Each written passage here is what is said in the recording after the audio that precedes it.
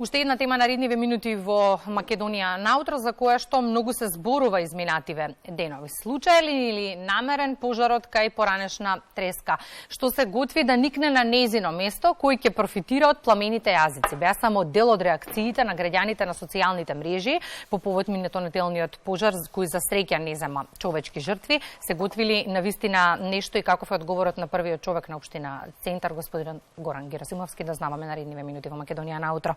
Добро утро и добро ни дојдовте. Добро утро, благодарам на поканата, поздрав до гледачите.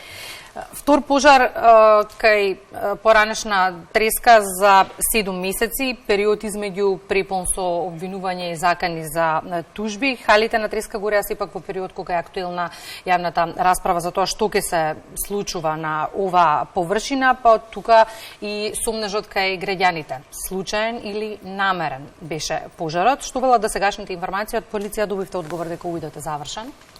Да, имавме неколку состаноци, имавме кризисен штаб пред во понеделникот, на кој што разговаравме, имаше представници од МВР и од другите институции, од животна средина, од инспекторатот за животна средина, на кој што поразговаравме во делот што е тоа што горело, дали е штетно, дали има штетни материи во моментов на таа парцела и како истите да се отстрануваат. Ни информираа дека увидот од страна на МВР е во завршна фаза, односно веќе завршен. Чекаме од нивна страна да се достават записници пред да се шпекулираат било какви информации за тоа кои се причините за настанување на самиот пожар. Дали е истиот подметнат или е некоја друга причина која што го предизвикала истиот. Последните информации велат дека пожарот не е направил загадување на воздухот и не е ризик по здравјето за луѓето во моментов, што не значи дека нема да биде така во иднина. Некои од информациите, да речеме само во однос на ризикот, се дека во треска има 35 до 40.000 метри азбестен кров. Се огласија и граѓаните од овој регион на градот. Колкав е на вистина ризикот на треска и каков е планот за расчистување на теренот? Тоа го најавивте и вие веднаш по избувнувањето на пожарот. Најбитно е тоа да за тоа и првично се фативме за работа и сме засегнати е што горело и какви материи има внатре, дали се штетни по здравјето на граѓаните. На тие состаноци кои што ги имавме, информациите што ги добивме од животната средина се дека мерните станици ден пред настанување на пожарот и до саботата неделата не покажувале повисоко загадување на воздухот. Разговаравме кој е начинот и како да се расчисти самиот простор. Таму поголем дел од самите тие бараки кои што гореа се и приватна собственост и треба самите собственици да се го расчистат. Ние во текот на утрешниот ден ќе имаме повторно состанок со директорот на инспекцијата за животна средина, на кој што ќе договориме дополнително како ќе се врши самото расчистување на простор. Таму има и објекти, но има и прво азбестни плочи кои што се паднати, кои што беа на кровот. Истите треба први да се расчистат, дополнително се прави и инспекцијски надзор од страна на инспекцијата во инспекторите за животна средина од општината, инспекторатот, да видиме дали има и некои други штетни материи кои што се наоѓаат на самата парцела на треска. Што ќе никне на оваа површина по расчистувањето на теренот е предмет на сериозна дебата. Велите никогаш не се кажал дека на оваа површина нема да се гради, но градбите мора да се во согласност со интересите на граѓаните. Што значи тоа? Таму имаме постоечки дуб. Има дуб кој што бил во дел на носење, но поради тоа што е пројдено многу време, истиот беше стопиран од моја страна и од страна на општината. Во моментов отпочнуваме фаза за распишување на нова јавна набавка, каде што ќе се избира нова планерска куќа. Дополнително вчера имавме состаноци со Комисијата за урбанизам, на која што покрај другите проблеми и дупови кои што се во фаза на носење во општината, разговаравме и за овој дуб, Буњаковец 1 и 2, каде што спаѓа и парцелата на треска. Дојдовме до некои заеднички заклучоци кои што ќе ги разработуваме во наредниот период, да видиме дали има можност заедно со градот да направиме одвојување на тој дел и што побрзо носење на дупот таму за подобро урбанизирање на самиот простор. Поради тоа што ако се носи целиот дуб и голема е површината и ќе треба и повеќе време за носење на цел дуб Буњаковец 1 1 и 2, но тие се само дискусии кои што ги разбивме во текот на вчерашниот состанок. Побарав средба која што верувам дека ќе имаме набрзо и со градоначалничката на градот Скопје за да подискутираме на оваа тема. Во овој момент имаме важички дуп. Има одредени барања кои што стигнуваат во општината, тоа се за дооформување, за легализација, за откуп на земјиште под легализиран објект и така натаму. За истите благовремено ќе постапуваме, но сме во разговори и комуникација и со основното јавно обвинителство, каде што чекаме насока и од нивна страна да знаеме и како понатаму да постапуваме. Во текот на вчерашниот ден доставивме и барање мислење кое што го очекуваме од страна на основното јавно обвинителство, делот на тоа како да се чисти, дали да се отстрануваат објектите и така натаму. Во комуникација сме, чекаме насоки за да постапуваме. Велите, чекаме насоки и очекувам брзо законско решение. Кога, имајќи предвид дека и активистите предупредија дека одолговлекувањето на процесот може да е предмет на злоупотреба? Не разбирам зашто би станала предмет на злоупотреба. Наша цел е што побрзо прво да се расчисти просторот, а после ќе се договара како што со истиот и како ќе се уредува. Треба да имаме предвид дека законски имаме постоечки дуп. Општина Центар со одлука на Советот организираше конкурс за идејно решение. Активистите го бара на увид, споменавте во неколку изјави изминатиот период дека и можеле да го видат, но целиот концепт е неприменлив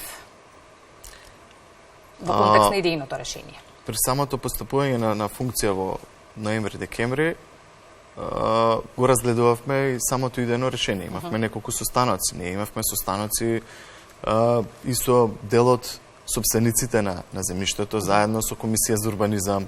На последниот состанок учествува и членовите на партиципативното тело. Самите состаноци ги свикуваме и бараме начин како подобро го уредиме самиот простор.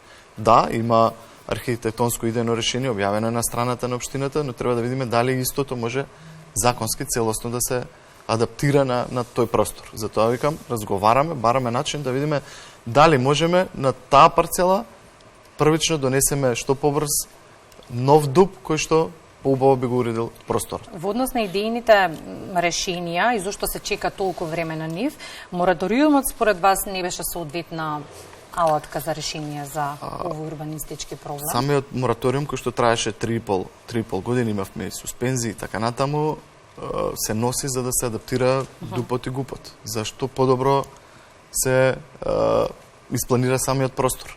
И не само во тој дуп, и во сите останати дупови кои што се во општина Центар.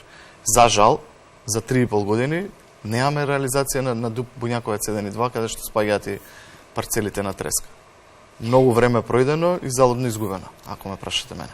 И во еден од одговорите споменавте пристигнуваат секакви барања за треска, да расчистиме дилемата во однос на тоа колкави се ингеренциите на општината, бидејќи многу се дискутираше за тоа колкава површина на вистина има општината, колкава е во приватна сопственост и од друга страна колкав е интересот за купувањето на државното земјиште. Околу 47%, како што и најавивме многу пати, е државно земјиште, кое што ќе се залагаме целосно да биде по јавно добро, што повеќе зеленило, па и градинка која што ја бараме од страна на инвеститорите да се направи донирана на општината, во владение на општината.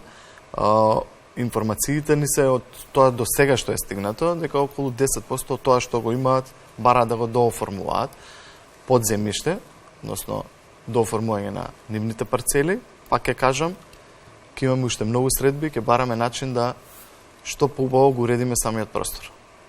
Велите ќе дадеме од себе што помалку државно земјиште да се отуѓува. Холидеин и поранешна треска се неголемите парцели на општина Центар. Видовме како се реши ситуацијата со Холидеин, дотолку повеќе веројатно затоа и притисокот на граѓаните за површината на поранешна треска да не заврши вака. Има ли можност да се превенира уште една бетонизација на градот? Ова е реално прашање кое го поставуваат веројатно и најмногу граѓаните на социјалните мрежи. Значи, изминатиот период многу работиме и искрено јас вршам и голем притисок за што побрзо носење на останатите дупови. Не е се само Холидеин и треска.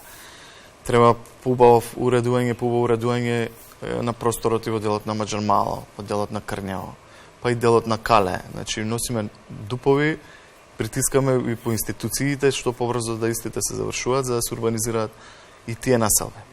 Во делот на Холидин, ние и јас изминатите 5 месеци го кажувам истото, таму е сега е бетон.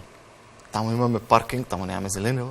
Наше е да се бориме и се бориме да делот што е државен биде зелен појас. Таму имаме трошни куќи од друг век кои што се распаѓаат. Треба да се среди, треба да се урбанизира. Наше и ќе се бориме да има што подобар сообраќајен режим, да има што повеќе зеленило, да има паркирање во самите парцели и така натаму. И за тоа ќе стоиме целосно до крај. Ќе успеете ли од овие 47% кои што ги поседувате сопственост на поранешна треска да бидат поголем дел што повеќе да задржиме и што повеќе зеленило? Нелегалните објекти се горлива тема и не само за општина Центар, туку генерално за целата територија на градот. Интервениравте наудам на водно, на факт е дека ги има. Има ли таков некој регистар или податоци колку во моментов ги има на територија на општина Центар, како се постапува? Заедно со инспекцијските служби уште пред неколку месеци детектиравме што е тоа што треба да се руши во наредниот период. Има објекти за рушење. Неколку пати разговараме и дури немаме доволно средства да срушиме све. Има и диви куќи на дел од Водно, на дел од другите населби, како Кале, така натаму, за кои што благовремено ќе постапуваме.